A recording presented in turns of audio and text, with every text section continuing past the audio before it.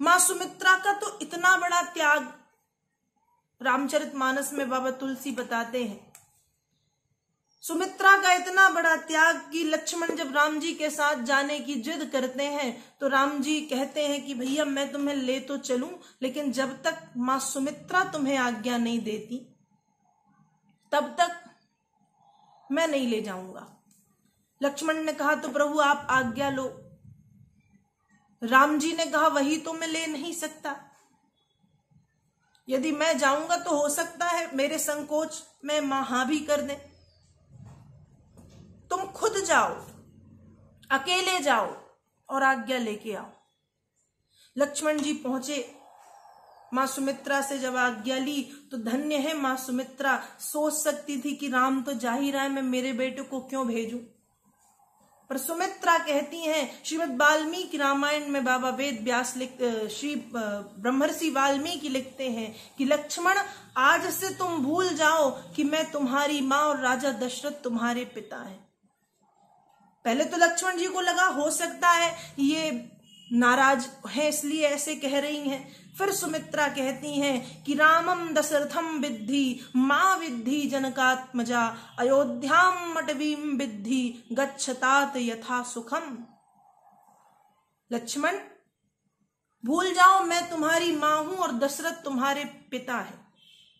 सिर्फ एक बात याद रखो कि आज से राम तुम्हारे पिता है, मतलब दशरथ, जानकी तुम्हारे लिए तुम्हारी मां है और अयोध्या तुम्हारे लिए वहां है जिन जंगलों में राम निवास करेंगे, वह जंगल ही तुम्हारे लिए अवध हैं। गच्छतात यथा सुखम, हे पुत्र जाओ और जाकर के सुख पूर्वक वहां पर निवास करना और राम की सेवा करो। राम की सेवा में कमी मत आने देना। लक्ष्मण मुझे कभी ये पता ना चले कि तुमने मेरे राम की सेवा में कमी की है। जिस दिन राम स्वयं मुझसे आकर के कहेगा कि वन में मुझे अयोध्या की कमी महसूस नहीं हुई लक्ष्मण के कारण, उस दिन मैं मानूंगी कि तुम मेरे पुत्र हो और मैं पुत्रवती होने का गौरव प्राप्त करूंगी। उस दिन मैं पुत्रवती बनूंगी, ये समझो। और मानस में बाबा तुलसी लिखते हैं कि तात तुम्हारी मां तु वैदेही पिता राम सब भांति सनेही अवध तहां जह राम निवासु तह ही दिवस जह भानु प्रकाशु गुरु पितु मातु बंधु सुर साई से यही सकल प्राण की नाई पुत्रवती जुवती जग सोई रघुपति भगति जासु सुत होई। ये सुमित्रा मैया का त्याग है रामचरितमानस के अयोध्या कांड का। चौथा त्याग किया है लक्ष्मण जी की नववधू उर्मिला ने। जब लक्ष्मण अयोध्या त्यागने की बात करते हैं तो उर्मिला भी कहती हैं कि जब आप जा रहे हैं तो मैं यहां रह करके क्या करूंगी।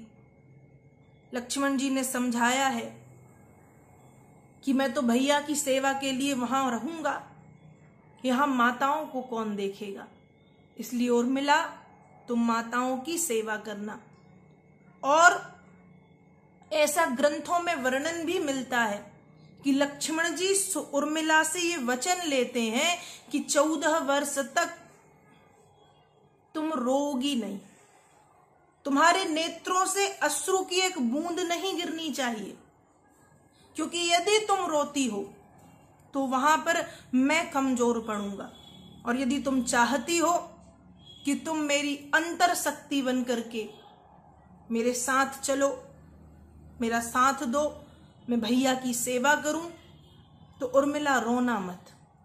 और धन्य है वह नववधू उर्मिला जिसका पति 14 वर्ष के लिए बन जा रहा है और वह रोती नहीं है। आंखें भरी हैं आंसुओं से, लेकिन आंखों से आंसू नीचे नहीं गिरते।